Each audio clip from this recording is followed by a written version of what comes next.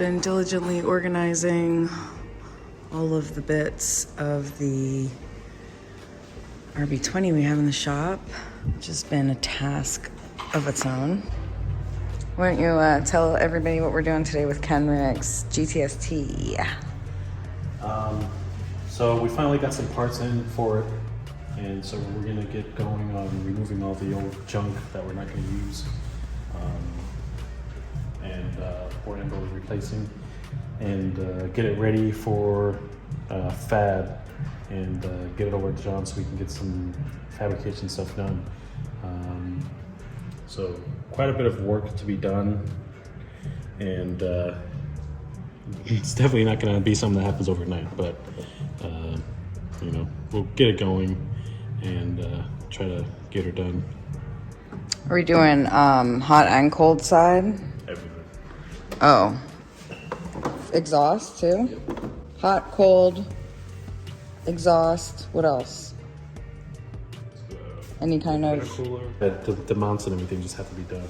It's a vibrant universal intercooler, and so we'll get custom brackets and mounts set up to fit his front end, and yeah, get that on and going. We should be able to start it up at least before it goes to John. It'll just be open down pipe and no intercooler piping, but nothing we're not used to. yeah, I mean, it's not going to be a mass airflow based system, so it doesn't matter if it's all sealed up and closed for at least just to at least get it started up. And then that way it can at least move on to its own power when it's over at Johnson's and it moves around. But Yeah, that would be better. that helps. That does help. Because this sucker is heavy. It's a person who just yeah. pushed it in from the other shop. So you got some weight to it. Yeah, she's thick. All right, cool. Well, go ahead and get started getting it ready for John, I guess. Yeah. So yeah, this is going to be a pretty long project, I'd say, just because there's a lot going on. Yeah, I mean, it's not terrible. No, but just a lot of little things, and Yep. and it hasn't run, so that's always. Yep. That's always fun. Yeah. But I'm excited to get going on it. We finally got some parts. That's why we're making some moves. I think it's been like a couple weeks, unfortunately. But that's the deal with parts. Welcome to the new world of buying aftermarket parts. Or getting anything shipped from overseas if you live in the States. So yeah. So what are your next steps as far as like to get this? Well, I just ordered a bunch of Haltech goodies, Which will help in getting it running correctly. Yeah, because we're ultimately gonna. Oh, Haltech, you gotta do everything separate. I remember when we did Duffy, and he was like, "Oh, he had to get all the extender relays, and then he didn't have enough electric, right? He didn't have enough voltage, and whatever it was." Yeah, excuse my electrical terms. That's where I don't like Haltech, because it's like, you know, you wanna set up the car to do something, you know, worth a damn, and it's like, all right, you got to buy this expansion box and that expansion box. That's and what it is. So it's like, then they just wheel you down the hole of spending a ton of money, which is actually, you know, smart.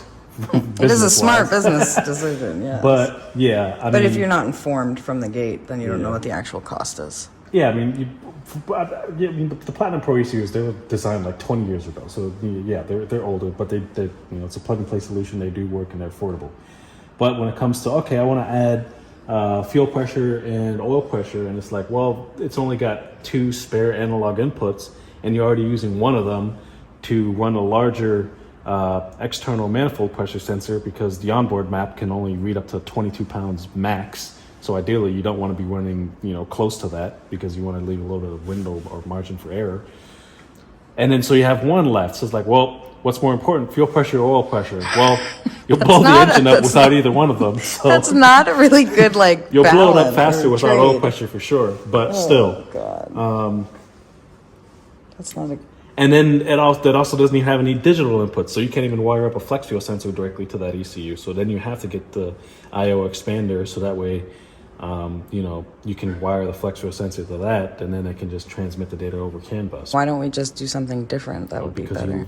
He likes Haltech, which I understand. Okay. And he's already, you know, can't- X amount into this. Yeah. Well, I didn't know if there was like a different ECU that he could, like through Haltech, that's like just newer, and that would Yes, but it still doesn't resolve the problem of you would still need of having to buy sensors, you know, and stuff for, you know, the data. So Okay. the only thing, because that's what he brought up. He's like, well, can I just do the Elite 2500? Well, yeah. Well, you're gonna spend what, $2,500 for the ECU and the harness, and the only thing you're gonna save money on is the expander box, because then you won't need that. But the expander box is like what, $400?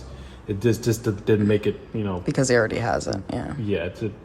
And of course, yeah, he could sell the old stuff to get money back and put towards the new stuff, but you know, We all know that game. that can be a pain in the ass. You know, got to work with what you got. Yeah. I was just wondering. That's Yeah. all. Unfortunately, that's kind of just how it is in this business. You got to work with you know, what the customer has, you know, within their budget and stuff. You know, we can't just build every single car to, you know, what we dream or what we like or what we want. I know. You know, we can help people We can and try. guide them, and you know, make recommendations and stuff based on our experience and what we know what works. But at the end of the day, we're still working around what the customer wants and, you know, what they envision. Absolutely. And that's what we're here for. Yeah, absolutely. I just hate to see, like, you know, Money get wasted? fucked Yeah. over. Yeah. It's like, you know, and it's ridiculous. Yeah, and it sucks because this happens time and time again, where it's like by the time the car comes to us, it's already been screwed up and messed up, and then it's like, you know, they went to the first shop, you know, and they went there, you know, wallet wide open, you know, they didn't want to, you know, penny pinch on anything, buy me the best stuff. And then they get screwed over. They left the car sitting outside, and everything was like half open. Yeah, did you see that? Remember the rust in the trunk on the shocks? Yeah. R.I.P. Yeah, so it's just like, You know, and it's got nothing to do with the owner. no, You know, not at all. He's the unfortunate victim. But any schmoo. That's our rant. I'm not sure the support of other shops as, you know, one thing that we do offer is support afterwards. So, you know, once we build your car and we understand it and you're tuned by us, we can give you remote support. We can most likely diagnose a lot of the stuff over the phone if, you know, because these are old cars, things break, things leak unexpectedly. Typically our luck is things break either right before or right as the customer is leaving, something completely unexpected. It has happened numerous times. Jorge, he can tell you what happened. He left and Cooling fan relay failed. yeah, as soon as he left, like As soon as he left, it got like 2 miles down the road. Yeah, out of like- nowhere, it just failed. yeah. And JT, when he went to pick up the Supra, the headlights all of a sudden just weren't like working or plugged in, or they never did work. But you know, we didn't know that because we never like used the headlights. We're here during the day. Yeah, I guess, And yeah. I guess the relay was just stolen. It was just Yeah, gone. there was missing non-existent. so- MIA. But we never know because you know. But these are things that we learn. We check the headlights now. No. But yeah, so I guess we'll be back once we, I guess, try to get it running. I know you had said that you were going to do that before you did anything really too invasive. Are you doing a clutch on this too? No, it's already done. Did the clutch master cylinder. We just got to start doing RB20 restoration. That's what it is. Unclapping the Skylines. Unclapping the Skylines. That's pretty good. Harley's attempting.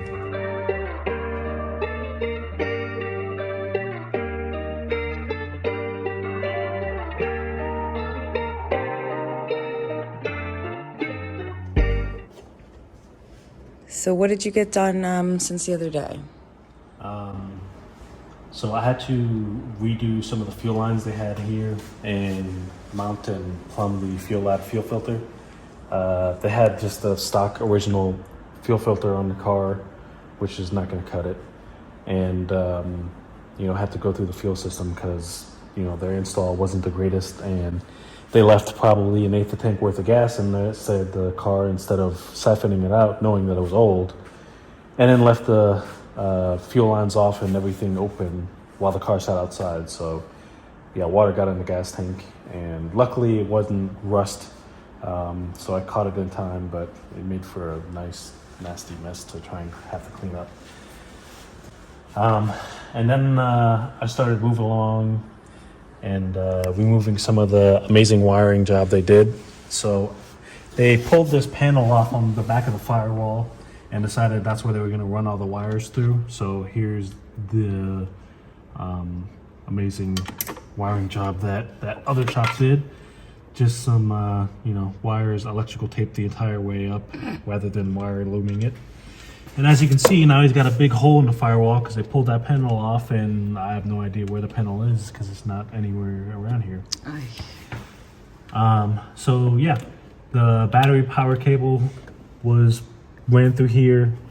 There was a lot of stuff gone through here, and still not enough to close up the hole, because even if they went ahead and wired everything up, there would still be a gaping hole in the firewall for water to get inside the cabin. So that was nice. How are you gonna resolve that? Not sure. Gonna have to find the cover that goes there, so that way you can get, closed up and not end up with water on your feet as you're driving. And that's right behind the damn clutch pedal. You can see the master cylinder, clutch master cylinder is right here. So when you push that pedal down, it damn near comes close to this hole, effectively pinching off whatever wires you have there. And they had a fat, 2-gauge, 0-gauge wire coming through here. So you'd be smashing battery cable every time you dump the clutch or stomp the clutch, which was nice. And then, so started doing the power distribution stuff for the battery relocation, because now the battery's going to be in the trunk. Is that what was that the idea before? Yeah, it was, right? Because we went over the cable, right? Yep.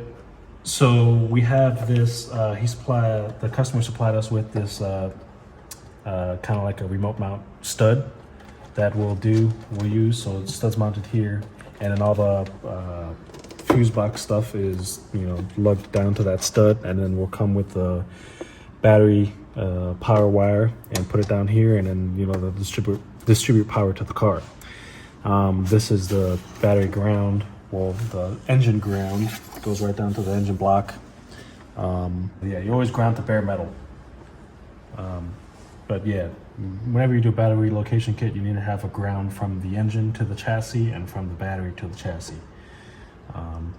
I've seen a lot of people do just battery to the chassis and then no ground from the engine to the chassis, and then, everything is acting stupid. The starter may not even work because the engine's not grounded, because the starter gets grounded through itself and the engine. So yeah.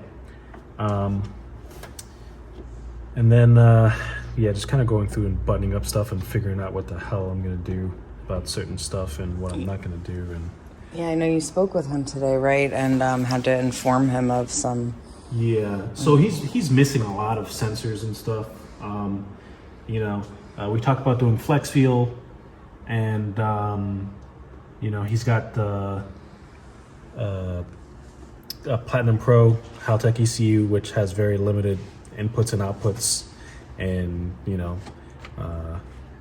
because of that, since we want to do flex fuel and oil pressure and fuel pressure, we have to get the IO expander, which adds cost, and then we're also going to do the CAN wideband, which adds more cost. So you buy a plug and play ECU and have to spend more money to get everything running right, which is what you want to do. But he was under the assumption that he had all that stuff or everything was ready to go, and unfortunately it's not the case. The shop that this car was at misinformed him and misdirected him, and we're just throwing crap on the car and I guess adding it onto his bill. So, which sucks and is frustrating for both me and him, because then I have to go through all this stuff and say, this is wrong, that's wrong, you can't use this, or that's useless. And so slowly we've been growing a pile of parts that we either are not going to use or cannot use, which is money wasted on parts that could have been allocated elsewhere. Hopefully he can resell them, right? Yeah. So he had a oil filter relocation kit and oil cooler that we opted out to not install, to try and put money towards things of more importance, like the engine management, because ultimately we are going to need engine management products regardless. The factory oil warmer is deleted, so I'll just get the adapter stud and we'll screw our oil filter directly onto the block, and that'll do. Trying to do the bare minimum to at least get the car up and running to be able to hear and make sure the engine's good, because from what I was told, that previous shop did have the cylinder head removed, because they did head studs, MLS gasket, cams, cam gears. So that worries me. Yeah. So yeah. That really is concerning. So I mean, at the end of the day, regardless of what engine's in here, because he does have an RB30 with a 26 head on the side that eventually he wants to do, a lot of this stuff can be moved over to that platform. So the new stuff. We're just trying to make sure that the engine's good before moving forward with doing things that would kind of be a waste essentially if the engine for whatever reason was not good. You mean like this intake manifold? Yeah. For a bottom out. I'm just yeah. So I'm so angry. This is laughing in anger because it's fucked up, man. Like literally, like, yeah, sure, just just throw parts at it. Throw parts at it. Just let's get the most expensive parts and be reliable. Yeah, just throw parts at it. Unbelievable. Too many times. When, Tommy, I think, he had stock manifolds, both intake and exhaust, right? Yep. Made 400, fellas and ladies. Yeah, I mean, ultimately, unless you're shooting for big power, these intakes, these forward-facing intakes, really don't belong on these engines. Like I said, we've done well over 400 with the stock intake. The stock exhaust manifold, they usually cap off around 400, so that's reasonable. That's understanding as to why that was changed in this case. I wouldn't have changed it to bottom out, but that's for another discussion. But yeah, I mean, ultimately putting this on just makes the engine super laggy because you reduce the length of the runner, and the length of the runner kind of tunes the power band of the engine. Longer runner makes more bottom end torque response, but maybe not as much peak power, whereas a short runner, diameter also factors into that as well. That all comes into tuning the power band of the engine, but ultimately these intakes on an RB20 suck. You heard it from the master. So you're not a fan. Not a big fan. This is the second one I've seen on here. It's like a third or fourth. Yeah, something. Charlie has one too. The red one. Charlie has one. People complain about them every day. The engine's not responsive. The engine's not. Yeah, I mean RB20s are a lazy motor, so putting these on it don't make it any better. It makes it worse. Especially when you're shooting for a power goal that's nothing that the factory intake manifold cannot support. I get it. The factory intake manifold's ugly. They're ugly. They are. They're ugly. But they work. If you want to do something with the intake, just do the Plasma Man top half. That way you keep the bottom half runners, and you get a better looking intake manifold without compromising too much of bottom end torque and low end response. They seem to perform very well and not sacrifice too much down low, and you get a cleaner look. But we'll have that jumping straight to these for a 300 horsepower car, waste. Absolute waste. Yeah, Will made 400 with the top mount. Yeah, Will did 400. Denzel did like 420, 430. Did he have the hat? I don't think he did. Stock intake. Yeah. He didn't have the plasma intake, man. Stock throttle body, stock everything. Yeah, so your back's going to hurt after standing like this. You've been standing like that for a minute. 10 minutes, actually. Ooh, stretch it. I'll live. Any schmeal. So, Edgar's been doing some rewiring with all the Jelly Belly goodies here. And, I am like blown away by this, and he's like, yeah, that's why I ripped it off. So Edgar, you want to explain the multiple things wrong with this right quick? Well, I mean, this was all wrapped up in electrical tape and not even properly wire loomed, so you can see how I could just, it's already coming off by itself. I could just take it and just, you know, yank it off. You know, none of these connectors even had the pin locks. You can see the wires aren't even the same length, so when you pull it out straight, this is, you know, they had this like folded up and wrapped around here and then electrical taped over, so that way it looked like the wires were the same length, but they're clearly not. So yeah, this is soldered and heat shrunk, but you know, you can see the wires getting ready to puncture through the heat shrink. So they obviously didn't do a very good job twisting the wire around when they went to solder it. Me personally, I wouldn't solder the wires anyways. I would do an open barrel crimp, just because heat and Because heat. yeah, this is just garbage and gonna lead to issues down the road. So fun stuff. Well, you're just replacing all the wires then? I'm gonna go through. I have to swap the connectors out anyways, but I'm gonna go through and fix all that crap, and then make sure it's a more reliable connection, so he doesn't have any issues. I have to extend some wires. I have to extend the throttle position sensor wiring, the coolant temperature sensor wiring, and then, you know, loom the run the harness underneath the intake and loom up whatever I took apart and fixed, and you know, get that right. This is just horrible.